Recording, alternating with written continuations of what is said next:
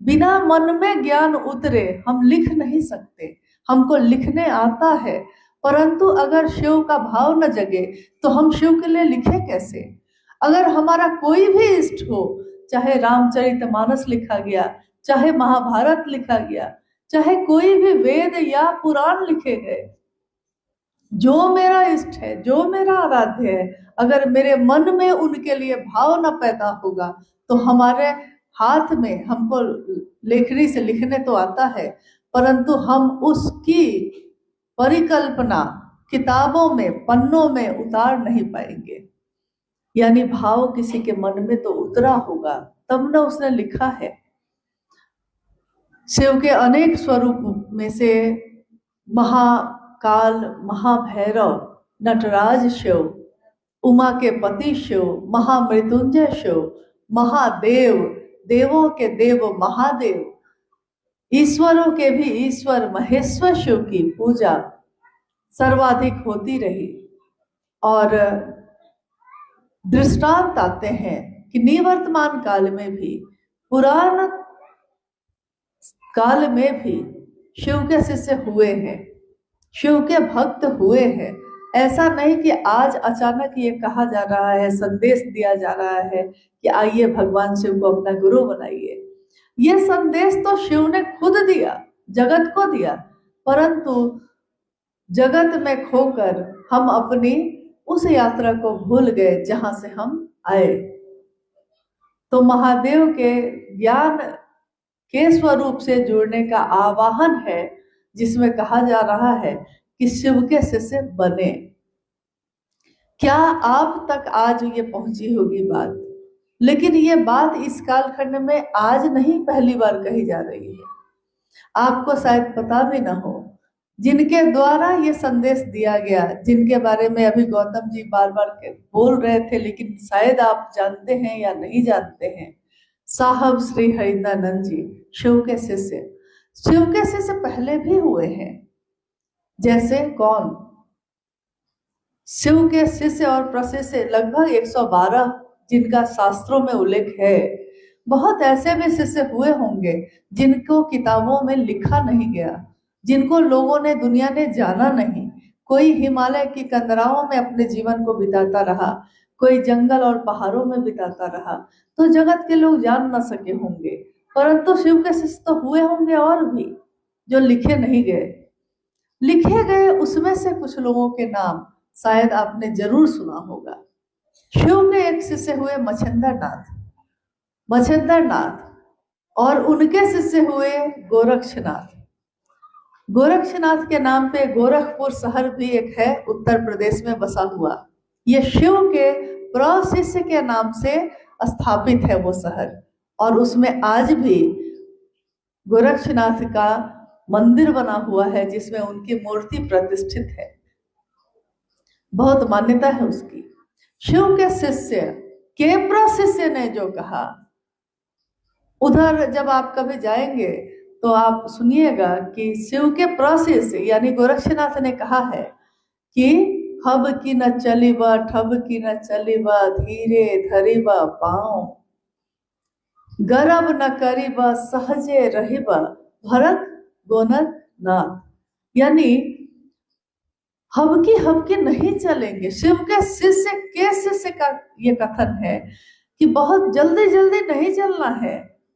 हबक के जल्दी हबकी ना बोलिबा, मतलब बहुत जल्दी जल्दी बोलने की जरूरत नहीं है। आराम से बोलिए ना, स्थिर होइए, शांत होइए, शांत होकर अपने कदम को बढ़ाइए, शांत मन से अपनी बोली को बोलिए।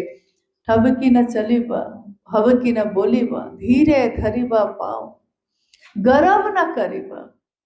थोड़ा सा कुछ हो जाता है हमारे आपके पास तो सबसे पहले हमको गर्व होने लगता है, सबसे ज्यादा अभिमान, अहंकार होता है कि वो क्या बोलेगा, मेरे पास इतनी चीजें हैं, मेरे घर की छत उसके घर के छत से ऊंची है, मेरे पास ज्यादा संपत्ति और जमीन है, हम ज्यादा अच्छा बोलते हैं, हम ज्यादा अच्छा गाते हैं। यानी कोई एक गुण अगर मिला कि हमारा गर्व बढ़ जाता है। और सोचिए, जो शिव का शिष्य हुआ, जो उस शिष्य का शिष्य हुआ, उन्होंने इतने सालों पहले ये कहा कि गर्व ना करिबा सहज रहबा। गर्व मत करिएगा, किस बात का गर्व कर पाइएगा? कुछ भी होगा महादेव से ज्यादा तो नहीं होगा। महादेव कितने भोले और दानी के रूप में बैठे हैं। महादेव कैसे करुणावतारम के रूप में बैठे हैं। तो जब महादेव जो समस्त शक्तियों के जनक हैं, महादेव जो तीनों लोगों की संपत्ति देने वाले हैं, जो कोई भी ऐसी चीज जिसके बारे में कहा गया कि कीम न सिद्धते भूतले, इस भूतल पे ऐसा क्या है जो शिव नहीं दे सकते हैं। और वो शिव कितने भोले और कितने शांत भाव से बैठे हैं। यानी जिसके पास सचमुच में शक्तियां होती हैं वो सहज होता है, गर्व नहीं करता। और ये शिव के प्रोसेस से कह रहे हैं। तो कालांतर में आगे और भी शिष्य हुए। बाबा कीनाराम जो बनारस में उनकी समाधि आज भी है, बाबा कीनाराम शिव के शिष्य हुए, अघोर पंथ के हुए, तंत्र के बड़े ज्ञाता कहे गए।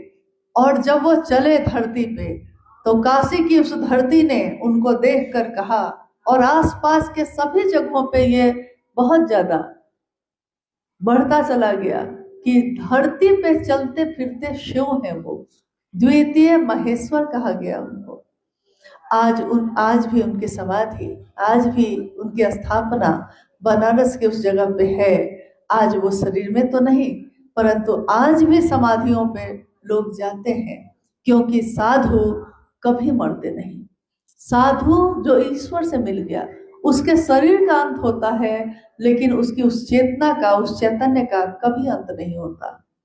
इस कालखंड में, यानी अभी जो कलयुग चल रहा है, इस कालखंड में एक शिव के शिष्य का जन्म हुआ, जिनके बारे में आपने नाम सुना। ये भी शिव के शिष्य हैं। कौन? जिनको हम कह रहे हैं साहब हरिंद्रानंद जी। हम साहब क्यों कह रहे हैं उनको?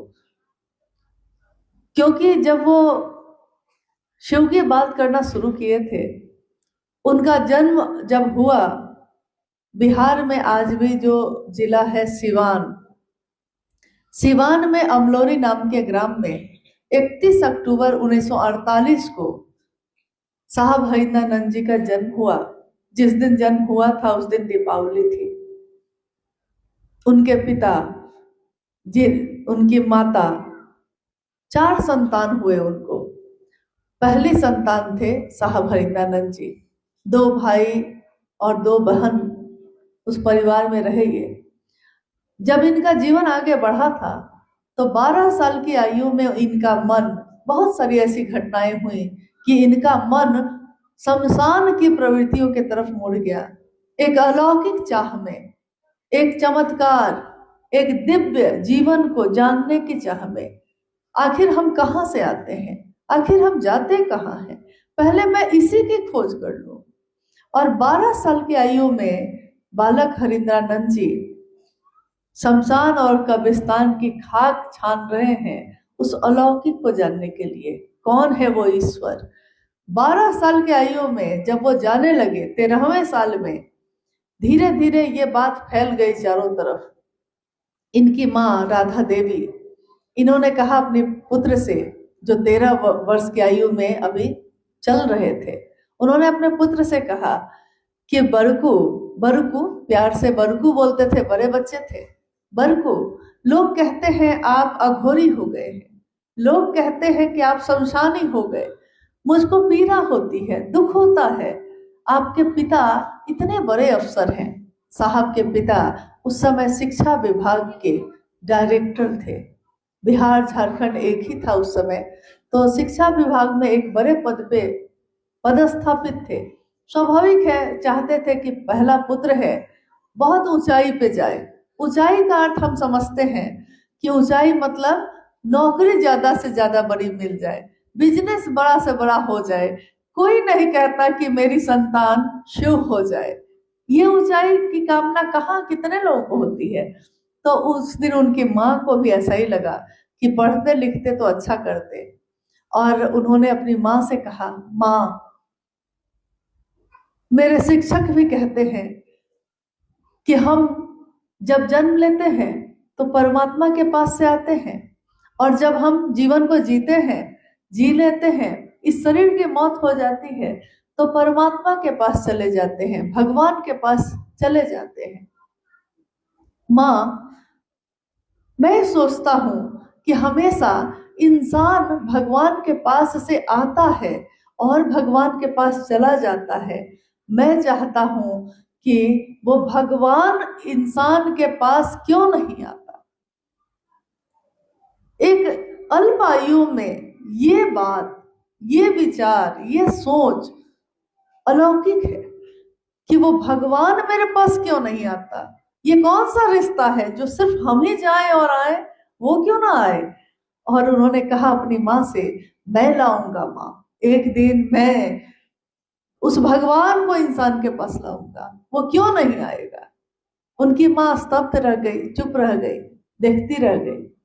और आने वाले कुछ वर्षों में उनका जीवन बढ़ता गया। स्वाभाविक है, परिवार में सारे लोग ये चाहते थे कि वो इन कामों को छोड़ दे। कोई नहीं चाहता कि मेरा बच्चा शमशान जाए या साधुओं और अघोरियों के साथ घूमने लगे। परंतु एक अद्भुत बात इनके जीवन में ये रही कि अमूमन अगर कोई साधु बन जाता है तो वो अपने गृहस्थ आश्रम को छोड़ देता है, अपने पत्नी, अपने बच्चों को छोड़ देता है। शिव के शिष्य साहब श्री हरिंदरानंद जी ने कुछ भी छोड़ा नहीं। जैसे पानी में तेल की एक बूंद रख दीजिए तो पानी के साथ ही वो रहता है, परंतु पानी का कोई प्रभाव उस पर नहीं होता। उसी तरह उनका जीवन आगे बढ़ता है। और सन 1972 में,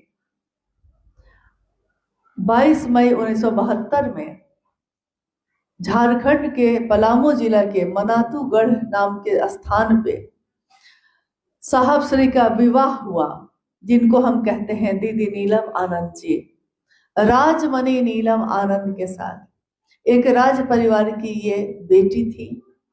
आज भी आप अगर खोजिएगा तो आज तो हर चीज मोबाइल पे लोग खोजते हैं। उनके पिता महुआर जगदीश्वरजीत सिंह उस समय के, जब अंग्रेजों का समय था, उस समय ही इतने प्रसिद्ध थे कि उनके बारे में बीबीसी न्यूज तक, उनके गांव तक पहुंच गया था इंटरव्यू लेने। यानी प्रसिद्धि, सम्मान, सब कुछ प्राप्त था। एक राज परिवार की बेटी को सारी सुविधाएं उपलब्ध होती हैं। और जब विवाह हुआ है तो साहब एक तरफ आध्यात्म के रास्ते पे चलने वाले और एक तरफ बिहार प्रशासनिक सेवा में उत्तीर्ण होकर डिप्टी कलेक्टर के पद पे जाने वाले। यानी अब लौकिक जीवन में वो क्या है? डिप्टी कलेक्टर है। इस भारत देश में कितने कलेक्टर होंगे, कितने डिप्टी कलेक्टर होंगे, हम उनको नहीं जानते, परंतु उनको हम जानते हैं इसके कारण क्योंकि वो शिव के शिष्य हुए। उन्होंने शिव को अपना गुरु बनाया। बड़े से बड़े लोग हैं, हम कहाँ उनको ढूंढने जाते हैं, हम कहाँ उनको जानने जाते हैं। इनको जाना हमने जब उन्होंने 1974 में, आरा एक जिला है बिहार का, पटना के बगल में है, आरा में जब वो कानून की पढ़ाई कर रहे थे, विवाह भी हो चुका, कानून की पढ़ाई भी कर रहे हैं, लॉ कॉलेज पटना में उस समय वो पढ़ रहे थे, तब भी वो शमशान में, आरा के गांगी शमशान में प्रतिदिन रात के रात जाया करते थे पटना से। सुबह फिर लौटते, कॉलेज करते, और यही दिनचर्या उनकी चल रही थी। उसी बीच में विवाह हुआ था। विवाह हुआ तो साथ मिला राजमणि नीलम आनंद जी का। उन्होंने अपने पति के इस चाह को समझा भी, पहचाना भी। वो चाहती थी कि इनको एक ठहराव मिले, एक मंजिल मिल जाए। और 1974 को एक घटना घटी आरा के उस गांगी शमशान में, जब ये अर्धरात्रि में उस शमशान में बैठे थे। पिछले 14 वर्षों से इन्होंने अब अनेक लोगों को अपना गुरु माना था, परंतु कुछ भी हासिल नहीं हुआ। जो ये चाहते थे वो हासिल नहीं हुआ, क्योंकि हासिल तो हुआ ही, परंतु ये क्या चाहते थे? जैसे एक बच्चे को आप टॉफी दे दीजिए, वो फेंक देता है, खिलौना दीजिए वो फेंक देता है, कुछ भी दीजिए वो फेंकता रहता है। माँ उसकी आ जाती है तो वो माँ की गोद में जाकर चुप हो जाता है। हम कहेंगे बच्चे को क्या चाहिए था? माँ। तो खिलौना तो उसको मिल ही रहा था, चॉकलेट तो मिल ही रहा था, लेकिन उसकी चाह शांत हुई जब उसकी माँ मिलती है उसको। ठीक वैसे ही अध्यात्म के दुनिया में भी उनको ठहराव, उनकी चाह को शांति तब मिली जब उस दिन उस अर्धरात्रि में ये घटना होती है। शांत माहौल है चारों तरफ, अर्धरात्रि का समय है, नवंबर का महीना है, और नवंबर के महीने में तो इधर ठंड थोड़ी कम हुई है, लेकिन कुछ वर्ष पहले तक तो काफी ठंड होती थी। तो स्वाभाविक है आधी रात में ठंड कितनी होगी, और वो भी शमशान की खुली जगह पे। उन्होंने अचानक अपने जीवन के बारे में सोचा, 14 वर्षों से मैं क्या खोज रहा हूँ, आखिर क्या मुझको मिलेगा। और उसी समय उनके मन में एक पंक्ति गूंजती है। ये पंक्ति हमारे घर घर में पूजा में प्रयोग किया जाता है, हर चीज में, अभ्यर्थना में शिव के इसका प्रयोग होता है।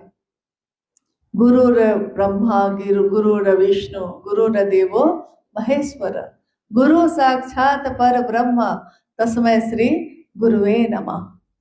गुरु में ब्रह्मानी शक्ति होती है, गुरु में वैष्णवी शक्ति होती है, गुरु में रुद्रानी शक्ति होती है, यहाँ तक कि गुरु परमात्मा स्वयं ईश्वर होते हैं। ये ब्रह्मानी शक्ति यानी आपके मन को पैदा करने की, आपके जीवन को चलाने की वैष्णवी शक्ति, आपके जीवन का लय जो होता है वो शक्ति भी गुरु के पास होती है, रुद्रानी शक्ति। यहाँ तक कि वो स्वयं परमेश्वर का ही एक रूप होते हैं। और साहब ने यही सोचा, जब एक गुरु, शरीरधारी गुरु में ये चीजें होती हैं, गुरु भगवान होता है, और साहब ने सोचा सब कहते हैं गुरु भगवान होता है, वो भगवान गुरु क्यों नहीं है। और उन्होंने उसी समय कहा शिव ही आज से मेरे गुरु होंगे, भगवान शिव ही मेरे गुरु होंगे, और अब जो भी मैं करता था पहले से कुछ भी नहीं करूंगा, जो तस्वीरों में है वो उतर के आएंगे, मैं नहीं सीखूंगा, और अब वही करूंगा जब शिव कुछ सिखाएंगे। लेकिन शिव कैसे सिखाएंगे ये मैं नहीं जानता। वो लौट आए, उन्होंने अपने पत्नी नीलम आनंद जी को, जो मनातू में थे उस समय, चिट्ठी लिखी, कहा कि नीलम मैंने शिव को गुरु बना लिया, और अब से मैं और दूसरी किसी चीज को अब नहीं करूंगा। अब महादेव अगर हैं तो वही मुझको सिखाएं, वही मुझको ज्ञान दे।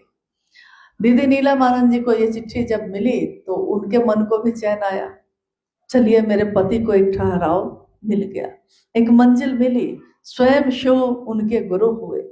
और नीलम आनंद जी ने, दीदी नीलम आनंद जी ने भी शिव को गुरु बनाया। साहब हरिंदानंद जी की वीडियो के रूप में पोस्टिंग हुई पाटन ब्लॉक में, जो पलामू में ही है।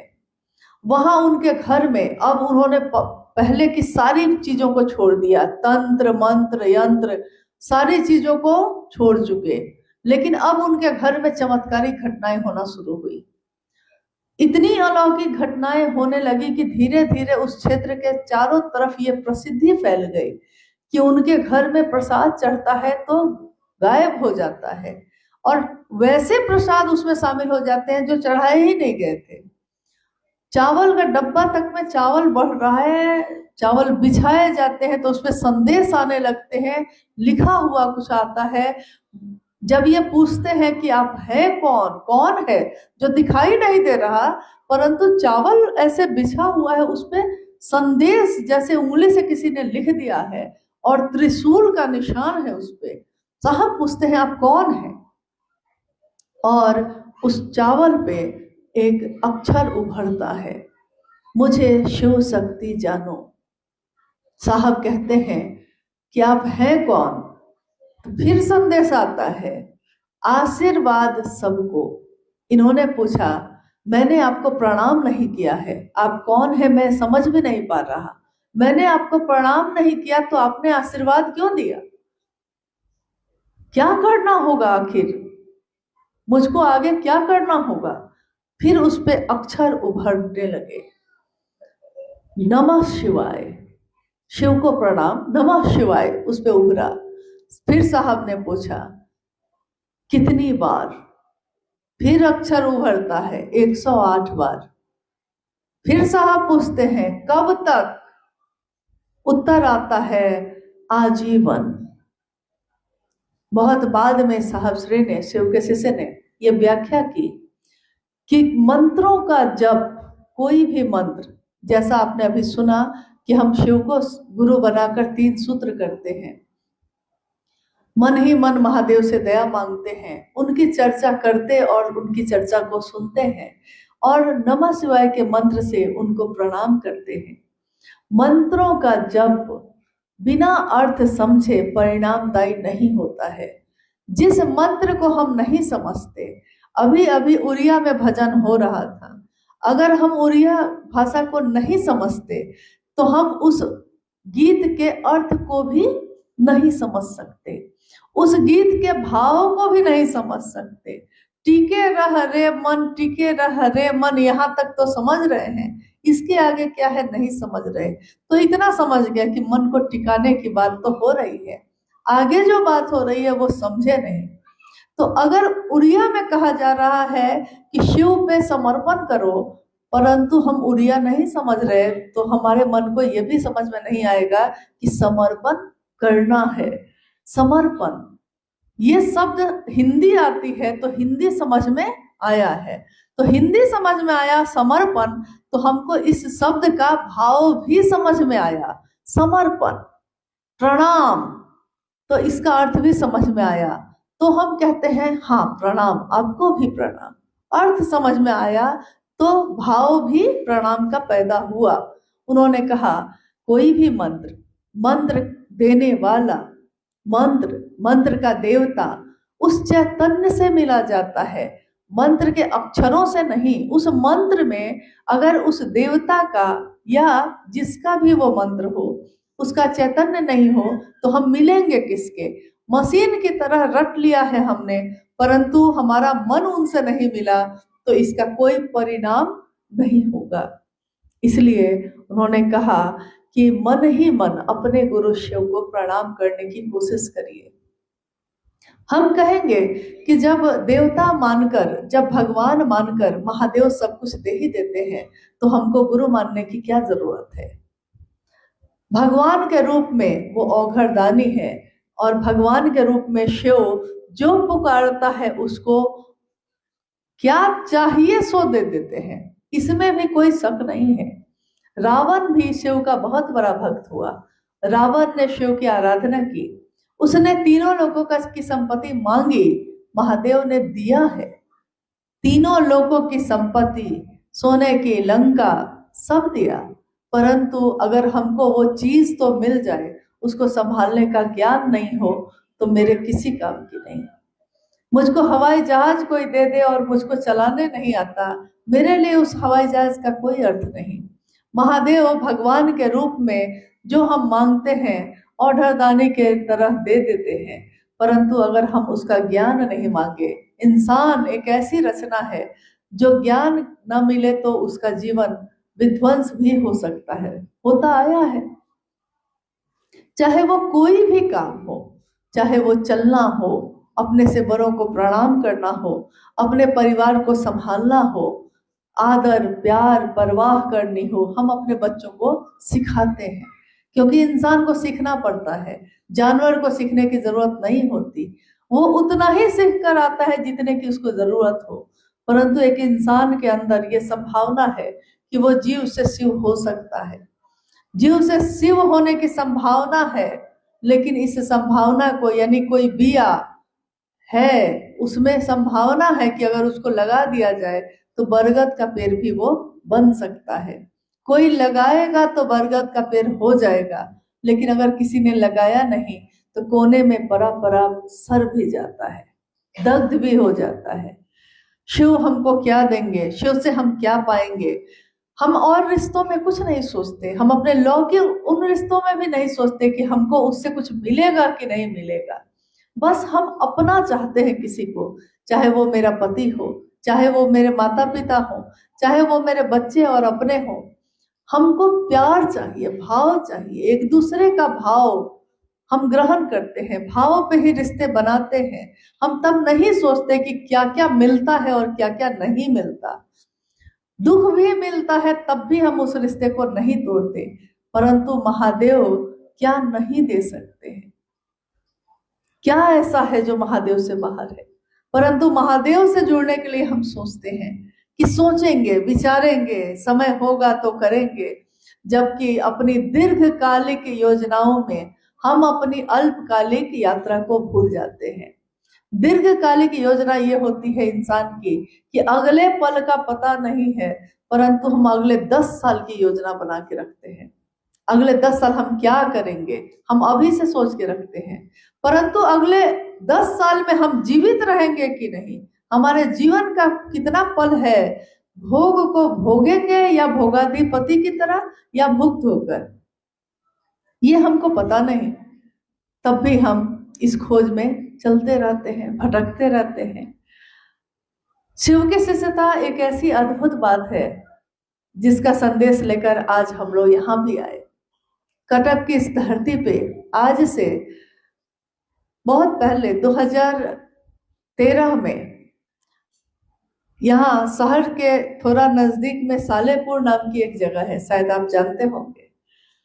स्वयं साहब के साथ शिव चर्चा में शामिल होने के लिए हम लोग आए थे 2013 में, और एक ग्रामीण परिवेश में, गांव के बीच में, मैदान में वो शिव गुरु चर्चा हुई थी। मुझको लगता है कि कम से कम 2-4 लोग तो ऐसे होंगे जो उसमें शामिल हुए थे।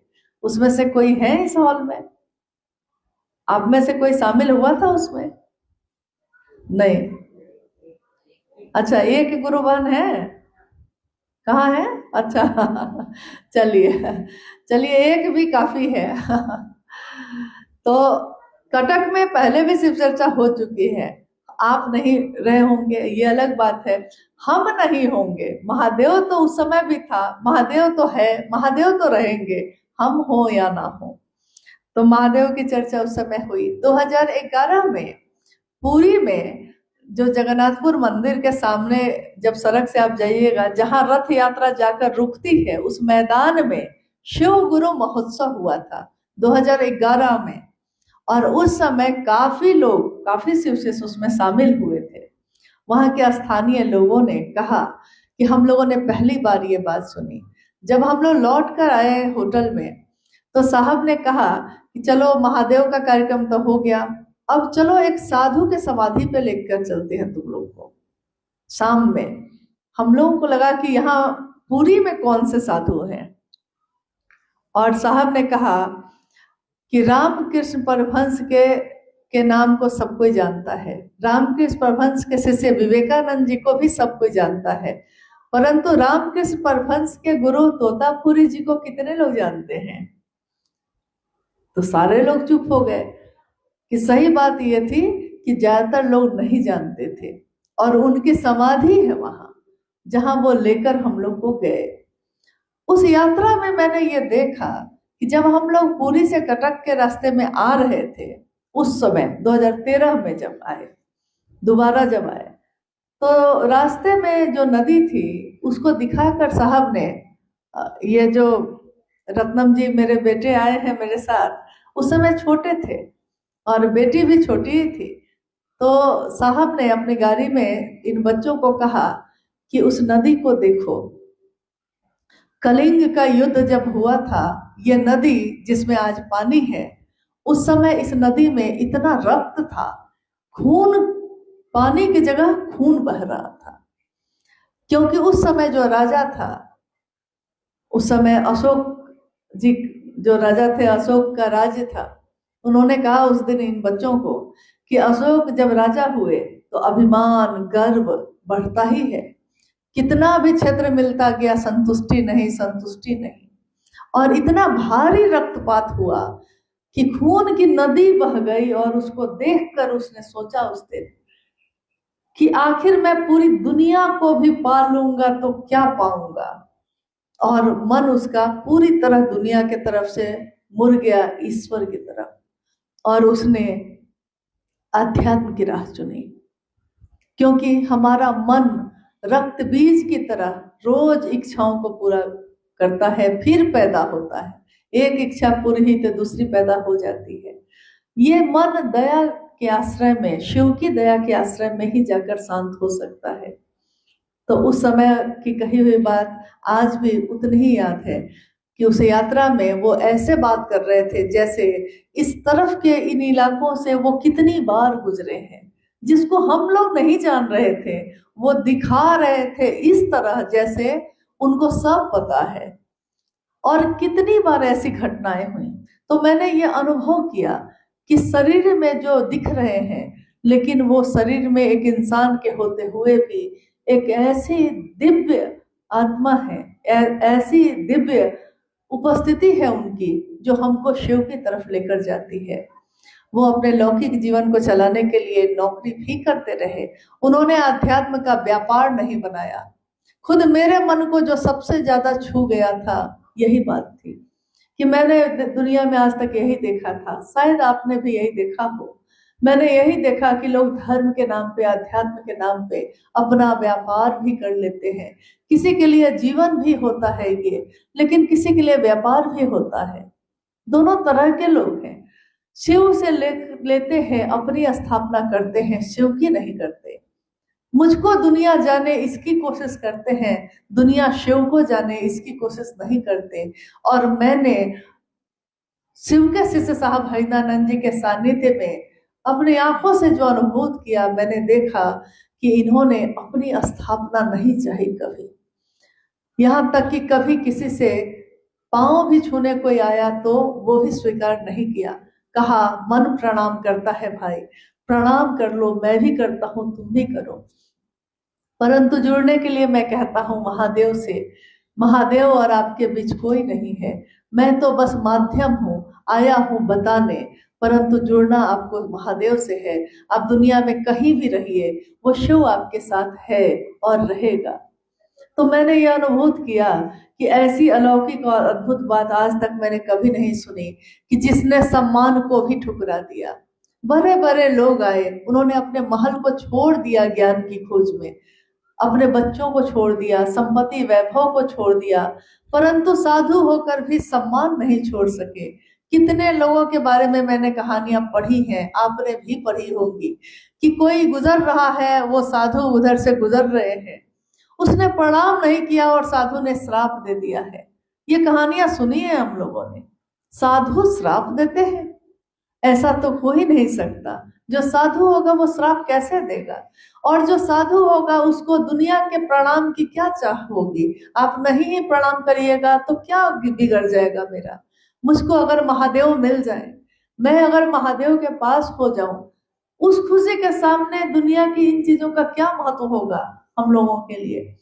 तो ये सीखा कि महादेव से चाहना और महादेव को चाहना, बस एक से और को का ही अंतर है।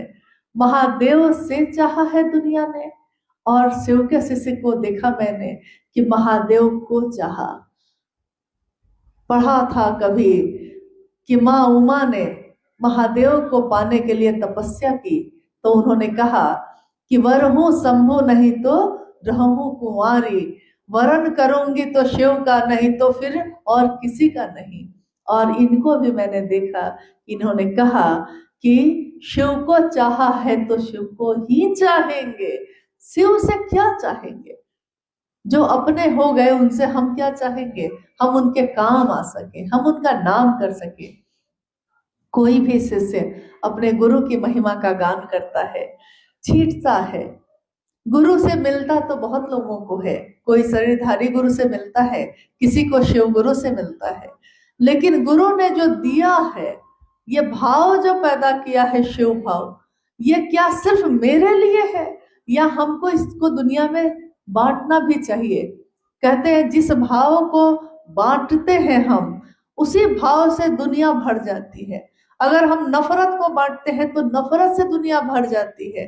आपने देखा होगा, सुना होगा, अखबारों में पढ़ते होंगे रोज, कहीं दंगा हो गया, कहीं हल्ला हो गया, मारपीट, कत्लेआम हो गया। एक व्यक्ति ने कोई बात शुरू की थी वहां और पता चला कि धीरे धीरे वहां के सारे लोग उसमें शामिल हो गए, दो गुट में हो गए, आपस में भिड़ गए। यानी एक आदमी की बोली में, एक आदमी की सोच में ये ताकत होती है कि वो अपने आसपास के माहौल को बदल दे। ऐसा होता ही है। हम शिव के शिष्य बनकर अपने आसपास के माहौल को, अपने परिवार, अपने समाज को शिवमय बना सके, यही चाहत अपने गुरु शिव से रखते हैं। और ये संदेश जो आज लेकर हम लोग आए हैं, एक कहानी है, पहले के समय की बहुत सारी गुरुकुल की कहानियां रही हैं। एक गुरुकुल में बहुत सारे शिष्य थे और गुरु वृद्ध हो गए। जब वो वृद्ध हुए तो उन्होंने सोचा कि मेरे इस ज्ञान को आगे कौन बढ़ाएगा। तो उन्होंने अपने शिष्यों को बुलाया, सबको बुला के पूछा, क्या तुम बढ़ाओगे, तुम बढ़ाओगे, क्या करोगे? सबने अपनी अपनी बात कही। गुरु ने सोचा कि सबकी परीक्षा ले ली, लेकिन दो विद्यार्थी, दो शिष्य ऐसे बच गए जो लगभग एकदम बराबर के परीक्षा में उत्तीर्ण होकर सामने आए। इन्होंने कहा कि अब ये दो में से एक को चुनना बड़ा कठिन है। तो उन्होंने कहा कि मुझको कुछ दिन के लिए जाना है एक जगह, मैं कुछ महीने में लौटूंगा। और गेहूं की, शायद आपने पढ़ा हो, पढ़ते तो हम बहुत कुछ हैं, सुनते हम बहुत कुछ हैं, लेकिन हमको याद क्या रह जाता है, मेरे काम के लिए तो वही है। तो उन्होंने कहा कि गेहूं की दो पोटली बनाई, दोनों शिष्यों को दे दी और कहा कि मैं जा रहा हूं, कुछ महीने में लौटूंगा तो जो मैंने आज दी है तुमको, ये उस दिन मुझको लौटाना। शिष्य ने कहा गुरु ने दिया है, जरूर अच्छे से रखेंगे। गुरु चले गए। एक शिष्य ने तिजोरी में जाकर उस गेहूं को बंद करके रख दिया, कहा गुरु की दी हुई चीज है, इतनी कीमती चीज है कि बचा के रखनी होगी, सुरक्षित रखनी होगी। दूसरे शिष्य ने सोचा कि रख दूंगा तो पता नहीं कहाँ क्या हो जाएगा इसका, कि गुरु ने कहा है कि कुछ महीने बाद आएंगे, तो क्यों नहीं मैं अपने आश्रम के जमीन पे इसको,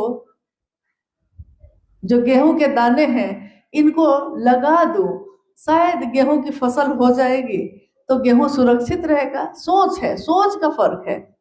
हमारी सोच के फर्क से हमारे काम के परिणाम भी तय होते हैं।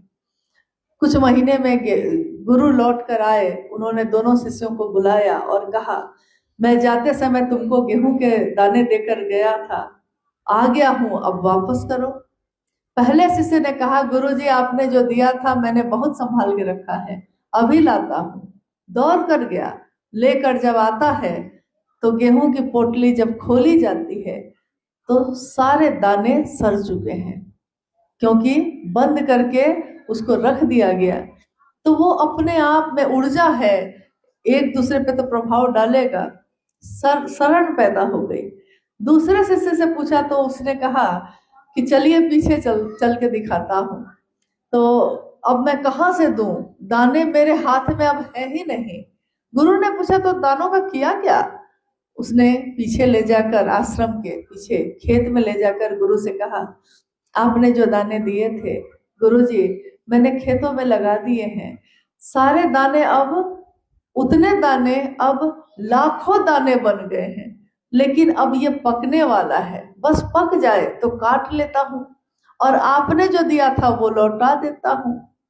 लेकिन शिष्य डर भी रहा था कि गुरु ने तो कहा था मैंने जो दिया है वो वापस करना।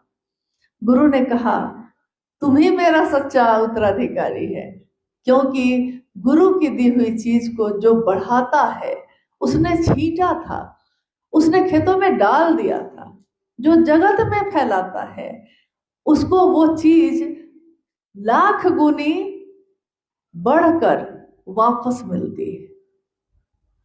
हमको आपको अभी शिव की शिष्यता मिली, शिव के शिष्य साहब हरिनानंद जी के द्वारा मिली।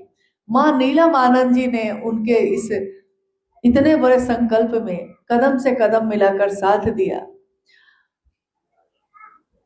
17 जून 2005 को वो शिवलीन हुई और शिव के शिष्य साहब हरिनानंद जी 4 सितंबर 2022 को शिवलीन हुए।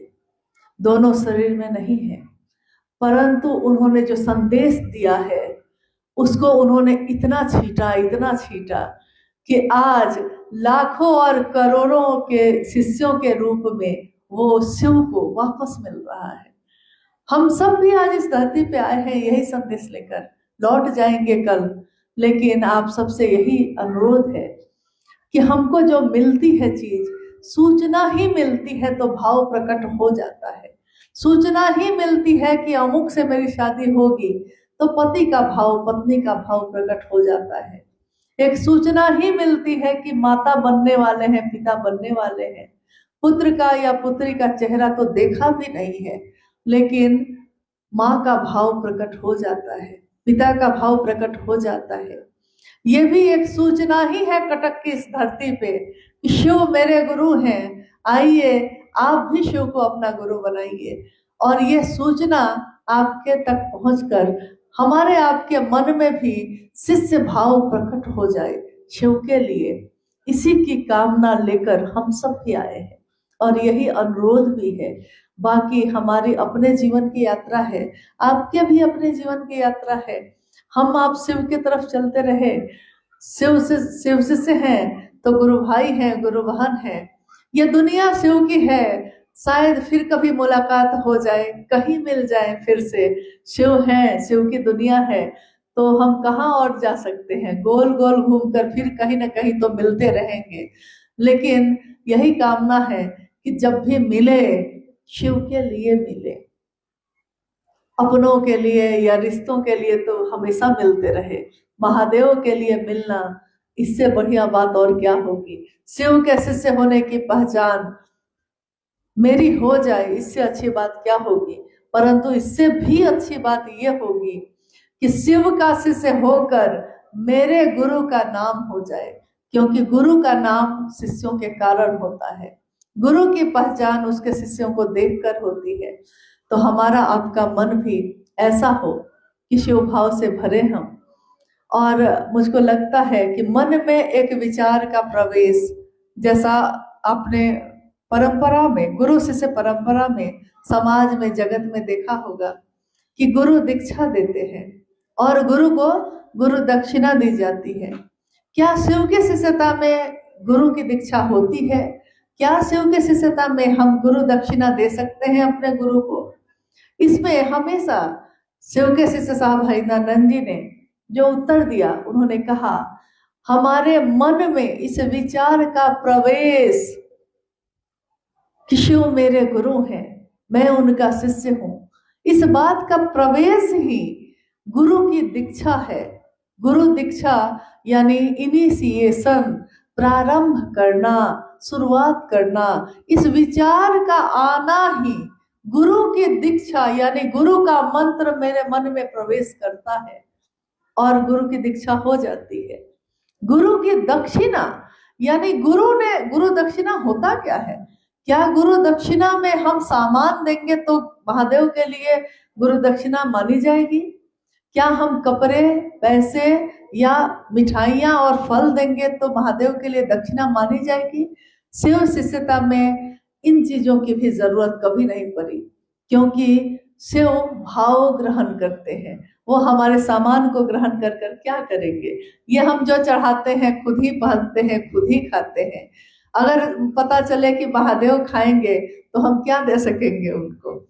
लेकिन गुरु के दक्षिणा के रूप में शिष्य की कृतज्ञता यानी एहसान मानना कि आपने जो दिया है, मैं इस योग्य नहीं था, जितना दिया महादेव ने मुझको उतनी मेरी औकात नहीं, ये तो कर्म है उनका, वरना हम में आप में तो वैसी बात नहीं।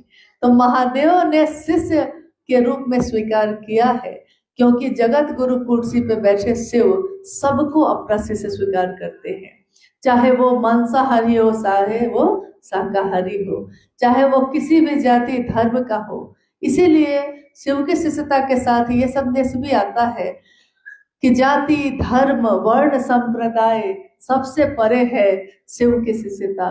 शिव की शिष्यता जैसे ही हम बोलते हैं, यानी इसमें अब इसका कोई अर्थ नहीं कि आप क्या हैं, आप अमीर हैं, गरीब हैं, आप दुनिया के लिए होंगे। महादेव के लिए तो बराबर ही है। आपने हमने जातियां बनाई, हमने धर्म में बांटा, हमने संप्रदाय में बांटा, महादेव ने नहीं बांटा। तो ये दुनिया के लिए चल जाता है, महादेव के लिए कैसे चलेगा? जैसे ही हम महादेव की बात करते हैं, समाज और दुनिया से हम जुड़ने लगते हैं, क्योंकि अब हमारा मन विशाल होता है। जिसकी संगत में हम रहते हैं, हम उसी के जैसा सीखते हैं। कोई शराब पीने वाले के संगत में रह के शराब पीना सीख जाता है, कोई जुआ खेलने वाले के साथ रहकर जुआ खेलना सीख जाता है, कोई साधु के साथ रहकर साधु होगा कि नहीं, कोई शिव का सानिध्य प्राप्त कर शिव जैसा होगा कि नहीं, जो दुनिया को अमृत देते हैं। और सोचिए कैसी होगी वो दुनिया जिसमें शिव की बात होती हो। हम अपने लौकिक जीवन में जीते हुए भी, अपने जीवन की तमाम परेशानी और शोर में भी शिव को याद करते रहें, शिव मुझको याद रहें। अपनी दुकान में बैठे हुए भी, ग्राहक को सामान देते हुए भी, अगर मेरे मन में महादेव याद है तो सबसे बड़ा साधु वही है। क्योंकि छोड़कर शिव को प्राप्त करना शायद ज्यादा आसान है, परंतु जीवन में रहकर और गृहस्थ आश्रम और अपने व्यापार और लौकिक जीवन की परेशानियों को झेलते हुए भी शिव भाव से भरे रहना, ये तो बड़े बड़े साधु भी नहीं कर सके। इसलिए शिव की शिष्यता तमाम पूजा पद्धति से अलग है, लेकिन ये शिव की पूजा ही है। क्योंकि शिव की पूजा सबसे सुंदर तब है जब हम उनके सामने तो गाते हैं, कर्पूर गौरम करुणावतारम संसार सारम भुजगेंद्र हारम। मतलब हे महादेव, आपके जैसा सुंदर कौन है, आपके जैसा बलशाली कौन, आपके जैसा रूपवान कौन, आप कर्पूर के तरह गौर वर्ण के हैं।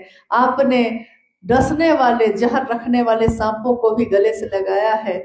हम शिव की मूर्तियों के सामने खड़े होके आज से नहीं, प्राचीन समय से यही तो कहते आए हैं। और साहब ने यही कहा कि शिव को मालूम है कि वो कैसे हैं, महादेव को पता है कि वो कैसे हैं। क्या महादेव को नहीं मालूम कि मैं कौन? शिव तत्व को कोई जान सका आज तक? शिव की अवधारणा, यानी जिसने शिव को जैसा जाना उसने शिव की वही व्याख्या कर दी। उसने महाकाल को जाना तो महाकाल की व्याख्या की। शिव ने खुद को शिव नहीं कहा, दुनिया ने शिव को शिव कहा है, शिव ने खुद को नहीं कहा। तो दुनिया ने शिव को जाना होगा तभी ना शिव कहा होगा। तो उन्होंने कहा कि महादेव को मालूम है कि वो कैसे हैं, लेकिन अगर तुमको यह मालूम हुआ है तो दुनिया को बताओ कि शिव कैसे हैं। जब शिव गुरु हैं तो हम क्यों नहीं उनसे ज्ञान ले, हम क्यों नहीं उनका सानिध्य प्राप्त करें। और इसके लिए आपको कहीं दरबार लगाने की जरूरत नहीं, कहीं किसी के आश्रय में समर्पण करने की जरूरत नहीं, कहीं किसी कर्मकांड में जाने की जरूरत नहीं। जो पूजा पद्धति या जो परंपरा हमारे आपके घर में है वो तो चलती ही रहती है, लेकिन उसके साथ साथ एक रिश्ता और जोड़ना है। महागुरु महादेव से शिष्य बनकर, शिष्यता का रिश्ता, शिष्य भाव का रिश्ता। बस इतना ही संदेश है हमारा आपका। और आज जो हम लोग आए हैं, चूंकि ये तो शहर में, कटक शहर में पहली बार एक छोटे स्तर पे गुरु भाई गुरुवारों से मुलाकात के लिए ये समय तय किया गया, लेकिन हम उम्मीद करते हैं कि हम लोग फिर मिले ना मिले, परंतु शिव की शिष्यता आपके हाथों और बढ़ जाए। इसी में महादेव की दया है, और महादेव की दया मिल जाए तो जीवन हमारा शिवमय हो जाए, सुखमय हो जाए। शिव की शिष्यता फूलों की सुगंध है, जीवन की दशा और दिशा को बदल देती है। तो इसकी व्याप्ति होती रहे, यही कामना करते हैं। यहाँ जिज्ञासा समाधान जैसा भी कुछ ऐसा है नहीं, क्योंकि जब शुरुआत होती है तो खुद आगे बढ़िएगा, कुछ मन में प्रश्न पैदा होंगे। गुरु शिव है और आप अनुभूत कीजिएगा कि आपने अपने गुरु से जो पूछा है उसका उत्तर आपको जरूर मिलता है। तो हमारा मन उत्तर प्राप्त करे और ये पूरा जगत शिव की शिष्यता के पराग से सुगंधित सुवासित हो, इसकी कामना हमेशा शिव के शिष्य ने की इस जगत में, इस युग में। और हमने उनको कहा आप युग पुरुष है, एक ऐसा युग पुरुष जिसने दुनिया की दशा और दिशा ही बदल दी है। यही कामना करती हूँ कि आज के इस संदेश को आप अपने जीवन में स्वीकार करिएगा, और जो ही हमारे पास अच्छा था, जो सबसे सुंदर था मेरे जीवन में, क्योंकि शिव अपने गुरु के सर्वोत्तम पक्ष को, गुरु के रूप में अपने शिष्य के सर्वोत्तम पक्ष को उजागर करते हैं। हमारे आपके जीवन में जो सबसे सुंदर चीज है वो बांटने चले आए हैं। और ले ले कोई लेने वाला, आवाज लगाऊं गली गली, गुरु नाम का हीरा मोती मैं बिखराऊं गली गली, लेकिन ले ले कोई लेने वाला, आवाज लगाऊं गली गली। जो लेने वाले हैं वो ले ले, बाकी तो हम लोग फिर अपने अपने जीवन में व्यस्त हो जाएंगे। आप सभी के चरणों में मेरा प्रणाम। मेरे गुरु महेश्वर शिव को मेरा प्रणाम है। इस कालखंड के प्रथम शिव के शिष्य और हम सबों के परम आदरणीय वरिष्ठ गुरु भ्राता साहब श्री के चरणों में मेरा प्रणाम है। शक्ति स्वरूपा माँ नीला मानव जी के चरणों में मेरा प्रणाम है। और संबलपुर में इस हॉल में उपस्थित आप सभी गुरु भाई गुरु बहन के चरणों में मेरा प्रणाम।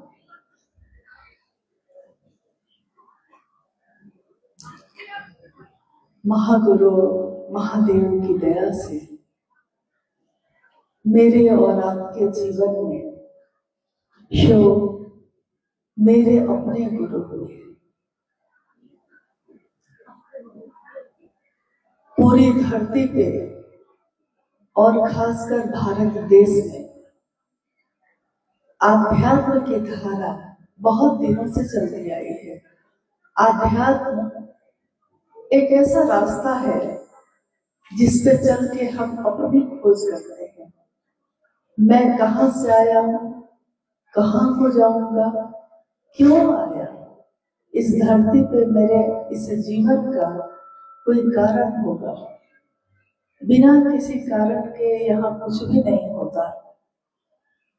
तो मेरे इस जीवन को मैं खोज लूं, खुद की खोज कर लूं, इसी को कहा जाता है आध्यात्म। आत्मा को जानने का विज्ञान, खुद को जानने का विज्ञान। अक्सर लोग धर्म और अध्यात्म की बात करते हैं।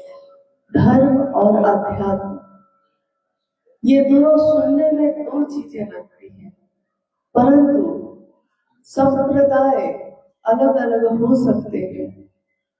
संप्रदाय में कोई हिंदू होता होगा, कोई मुस्लिम, कोई सिख, कोई ईसाई, परंतु धर्म का अर्थ होता है जो धारण करने योग्य हो, जिसको हम अंगीकार कर सके, जिसको हम अपने जीवन में धारण कर सके। और धर्म का बंटवारा नहीं होता। धर्म हमको जीने की कला सिखाता है। धर्म हमें मानव को प्रेम करने की विधा बताता है। आध्यात्म और धर्म दोनों एक ही सिक्के के दो पहलू हैं।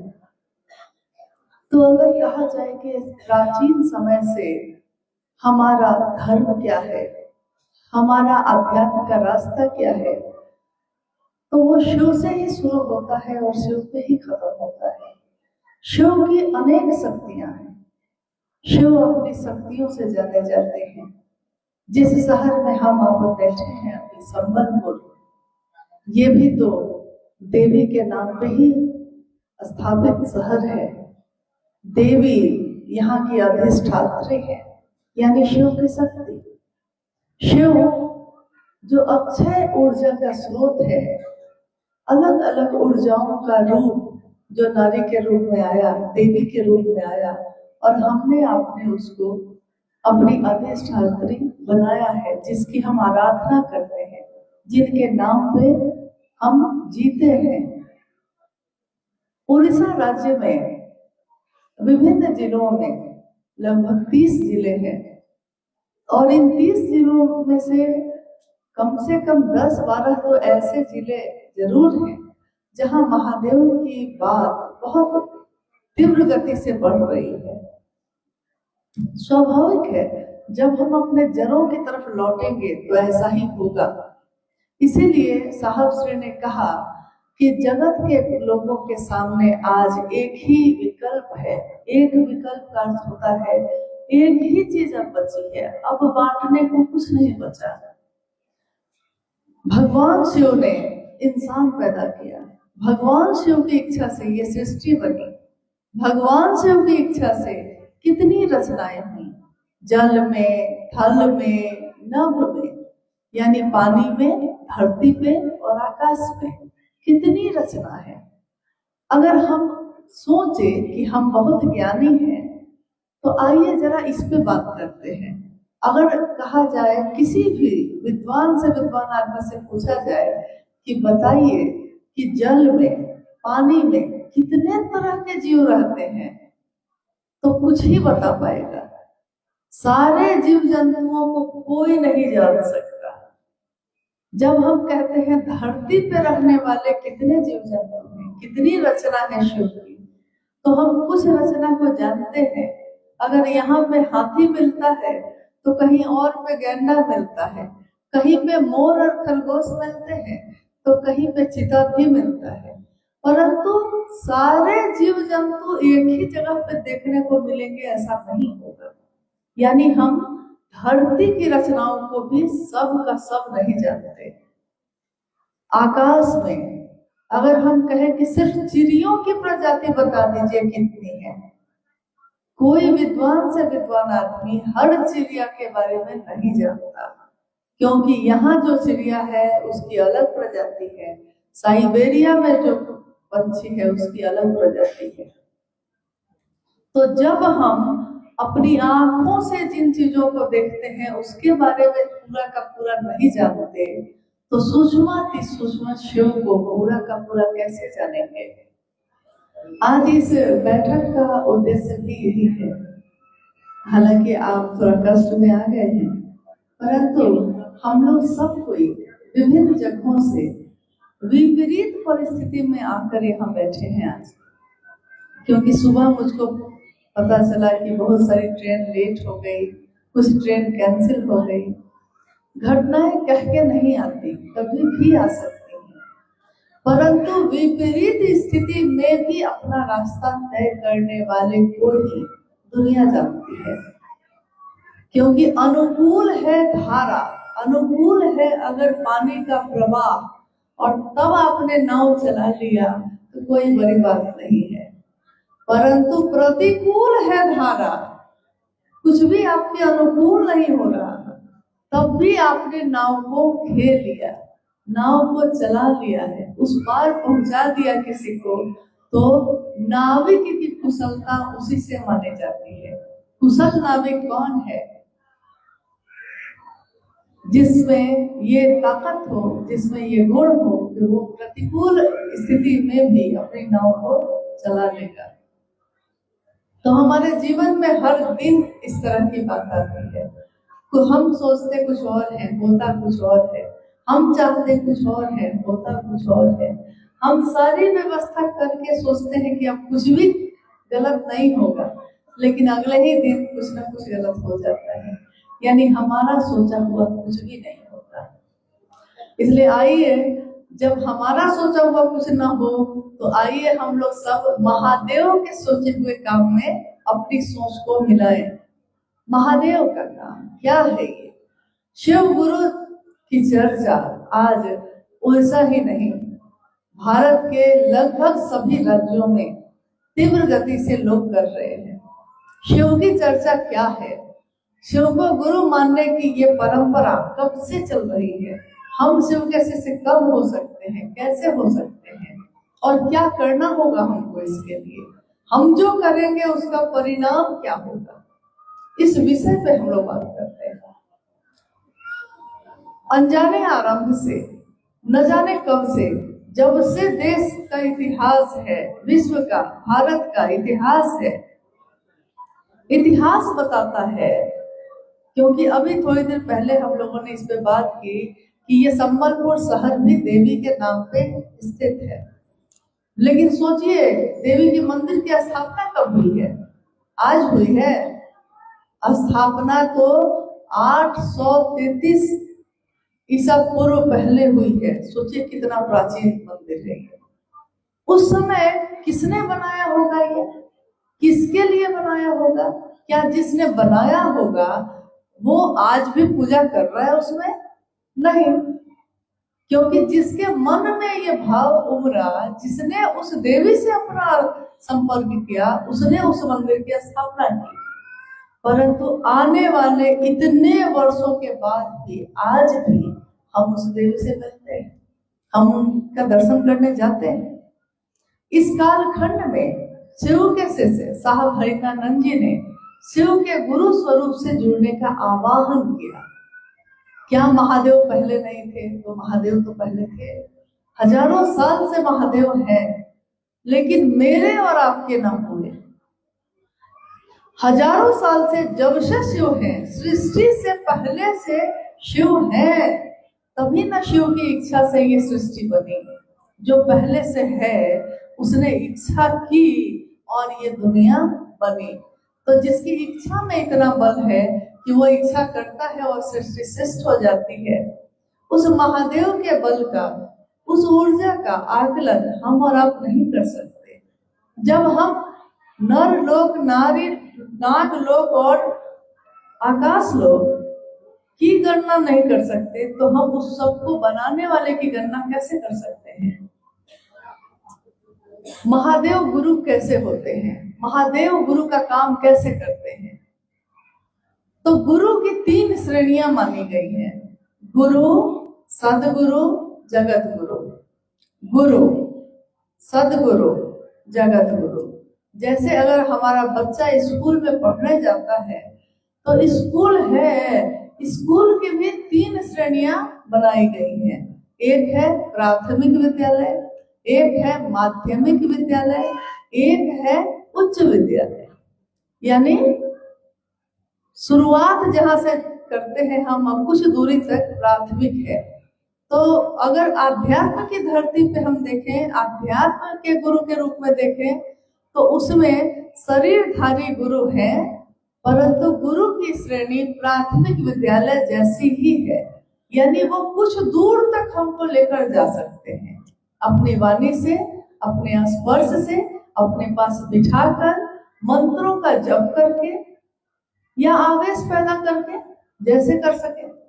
सदगुरु श्रेणी के जो होते हैं वो अब हो गए उससे ऊपर के, यानी उनको इन चीजों की जरूरत नहीं पड़ेगी कि हमको शिव का आवेश पैदा करने के लिए उनको हम मेरे पास बैठाना होगा या अपने वाणी से या छू कर, मस्तिष्क को छू कर शिव का आवेश पैदा करना होगा। ऐसा नहीं होगा, जरूरत नहीं है, क्योंकि वो इन सब से थोड़ा ऊपर के गुरु है सदगुरु।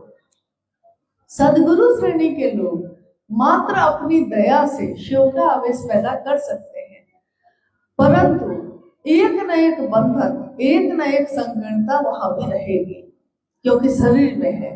ये शरीर बंधनों से बना है, 5 तत्वों से और 3 गुणों से बना है। तो स्वाभाविक है कि ये 5 तत्व को 3 गुणों से लपेटा गया है, बांधा गया है, तब ये मानव शरीर बना है। तो पूरी तरह अगर ये मुक्त हो जाएगा तो शरीर में वो फिर रहेगा ही नहीं। तो सदगुरु श्रेणी के भी जो गुरु होते हैं वो अपने शिष्यों को मात्र दया से शिव का आवेश पैदा कर सकते हैं, परंतु एक न एक चीज पसंद नापसंद रहेगी, एक न एक नियम या बंधन रहेंगे। जैसे ये हो सकता है कि वो कहें कि आप सन्यासी बनकर आइए, गृहस्थ आश्रम छोड़कर आइए।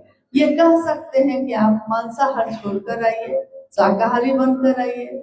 या वो ये कह सकते हैं कि इस जाति या इस धर्म या इस कुल के लोगों को ही अपना शिष्य बनाएंगे।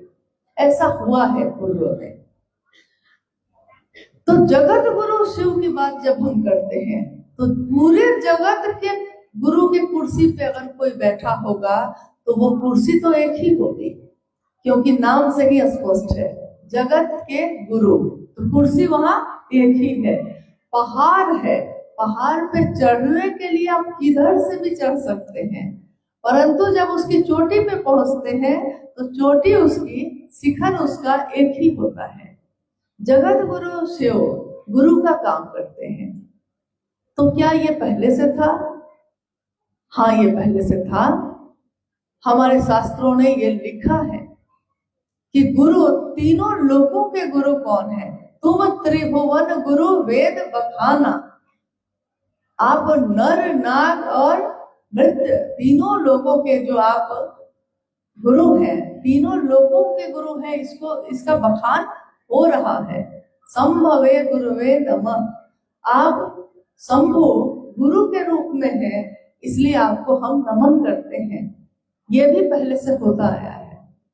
जगत गुरु शिव, जब हम अपने दुनिया में आते हैं तो लोग कहते हैं हमसे कि हम महादेव को गुरु क्यों बनाए, महादेव को गुरु बनाने की पात्रता मेरी नहीं है, तो हम किसी शरीरधारी गुरु को ही क्यों नहीं बनाए, हम महादेव को गुरु क्यों बनाए। लेकिन साहब श्री ने कहा कि जगत गुरु शिव, उनको भी अगर कोई अपना शिष्य भाव देता है, शिष्य बनता है, तो जगत गुरु शिव ही प्रारंभिक समय में गुरु की कुर्सी पे बैठे हमको आपको वाणी से, स्पर्श से, यानी शिव की चर्चा में हम लोग क्या करते हैं, कोई ना कोई गुरु भाई या गुरु बहन हमारे आसपास आके बैठता है, बोलता है, तो बोला तो वाणी से बोला, उसकी वाणी ने मुझ पे प्रभाव डाला है। कोई छूकर यानी प्रणाम पाती करके, बैठाकर, आदर सम्मान के साथ अपने पास बिठाकर, उपासना यानी अपने पास बिठाकर मंत्रों का जप करके, तीसरे सूत्र में हम क्या करते हैं, मंत्र का ही जप करते हैं। शिव के नाम का मंत्र है नमः शिवाय। नमः शिवाय मंत्र से शिव को प्रणाम करते हैं, तो मंत्रों का जप भी कर रहे हैं। यानी गुरु जो काम करते हैं, जगत गुरु शिव शुरुआत जब करते हैं तो अपने शिष्य के मानसिक स्तर पर उतर कर और तब ज्ञान देने की जिम्मेदारी वहन करते हैं। कोई बीए पास है, लेकिन अगर पहला क्लास का बच्चा आएगा पढ़ने तो उसको वो अ आ क ख ग यही पढ़ाएगा, वो बीए पास है। परंतु बच्चा तो बीए पास नहीं है, बच्चा आपके द्वारा इतना ही सीख सकेगा कि लकीर कैसे खींची जाती है। तो जगत गुरु शिव भी जब गुरु की कुर्सी पे बैठे होंगे और हम शिष्य बनकर उनको पुकारते हैं, वो जगत गुरु शिव कौन है? ये जगत गुरु शिव, उनके विभिन्न स्वरूप हैं और ऐसे ऐसे स्वरूप हैं जिसका सामना हम नहीं कर सकते, जिनसे मिलने का हम सोच भी नहीं सकते, इतनी ऊपर की सत्ता है। महाकाल एकमात्र महादेव को कहा गया, महाकाल। अघोर यानी जो तरंगे जहां नहीं हो, अघोर है जो घोर नहीं होता। काल को भी जिससे डर लगता है, महाकाल है वो। तो महाकाल सत्ता भी एक ही है महादेव की। महामृत्युंजय एक ही है, जो जीवन और मृत्यु के चक्र से हमको निकाल सकते हैं महामृत्युंजय के रूप में, वो शिव है। महाऔढ़ेश्वर, महायोगेश्वर, यानी महा शब्द जहां जहां लगा है वो सिर्फ शिव के लिए ही प्रयोग किया गया है। तो महागुरु महादेव, गुरुओं के गुरु भी वही है, सदगुरुओं के गुरु भी वही है। यहाँ तक कि देवताओं के गुरु हुए शुक्राचार्य, देवताओं के गुरु हुए बृहस्पति, तो बृहस्पति के गुरु भी हुए शिव। राक्षसों के गुरु हुए शुक्राचार्य, तो शुक्राचार्य के गुरु हुए शिव। देखिए, गुरुओं के भी गुरु कौन है? शिव है। सदगुरुओं के भी गुरु कौन है? शिव है।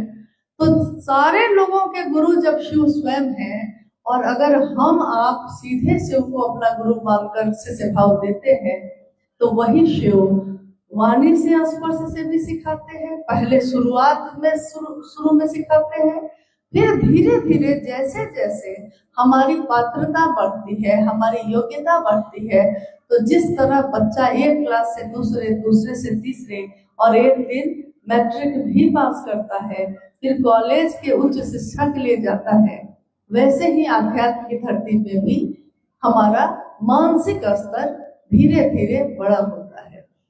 जैसे शुरुआती दिनों में जब भी हमने शिव को गुरु माना होगा, मुझको याद है इसी हॉल में आज से लगभग 9-10 साल पहले हम लोग एक बार और बैठे थे। 9-10 साल पहले हो गए, 2015 या 16 में, क्या 15 में, इसी हॉल में एक संगोष्ठी संबलपुर की उस समय हुई थी। उस संगोष्ठी के समय आप में से कोई उपस्थित था? आज है उसमें से कोई जो आज से लगभग 10 साल पहले इसी हॉल में? हाँ था, ये है, मदन जी हैं, और कोई इधर है, मतलब 5-10 लोग होंगे। गुणसागर जी हैं, हाँ ठीक है, रामू जी हैं, इधर भी रत्ना जी हैं, विकास जी हैं, सब हैं, बहुत से बहुत 10 लोग होंगे। हाँ पीछे भी एक गुरुवान हाथ उठा रही हैं, 10 नहीं 15 होंगे। 10 साल पहले इसी हॉल में एक संगोष्ठी में हम लोग मिले, और आज 10 साल बाद भी हम लोग इसी, संजोग ऐसा बना है कि इसी हॉल में फिर से बैठे हैं। उस समय की स्थिति और थी, आज की स्थिति और है। तो इन 10 वर्षों में हमारा बच्चा बड़ा हो गया, जवान हो गया, तो शिव शिष्यता भी जवान हुई होगी, क्योंकि शिव शिष्यता तो दिल का मामला है। ये भी बड़ा हुआ होगा, युवा हुआ होगा, इसकी गति भी बढ़ी होगी। तो हम लोग उम्मीद करते हैं कि आज की इस संगोष्ठी का कुछ परिणाम सुखद हो, हमारे अंदर सद्भावना बढ़े, प्रेम बढ़े, एक दूसरे के साथ हम जुड़ाव महसूस करें, क्योंकि हमारे गुरु शिव हैं। तो वही जगत गुरु शिव सदगुरु की कुर्सी पे आप बैठे हैं। तो मैंने इसलिए इस बात का जिक्र किया कि 10 साल पहले हम लोग बैठे थे यहाँ, क्योंकि उस समय की अपने मन की स्थिति को सोचिएगा। अभी जो गुरु भाई या गुरु बहन 10 साल पहले इस हॉल में बैठे थे, उस समय हमारा मन कैसा था और आज कैसा है? 10 वर्षों में क्या बदला है मन में? उस समय जरूर आपके मन की ये स्थिति होगी कि हर आदमी की समीक्षा आपने की होगी। आपने सोचा होगा कि ये आदमी अच्छा है, ये आदमी बुरा है, इसके साथ चलेंगे, इसके साथ नहीं चलेंगे, हम इसकी चर्चा में जाएंगे, इसकी चर्चा में नहीं जाएंगे। हो सकता है उस समय हमने आपने यही सोचा होगा। प्राथमिक विद्यालय के बच्चे ऐसा ही करते हैं, परंतु जब क्लास बढ़ जाता है, योग्यता थोड़ी बढ़ जाती है, तो धीरे धीरे शिकवे और शिकायत खत्म हो जाते हैं। लगता है कि किससे शिकायत, कौन यहाँ पर आया है? जब महादेव मेरे हैं तो दुनिया के सारे लोग तो मेरे हैं, और अगर मेरा परिवार है तो उस परिवार में तो हर आदमी अलग अलग है, अलग अलग विचार का है, सब एक जैसे कैसे होंगे? तो हम उनके साथ जीना सीख लेते हैं।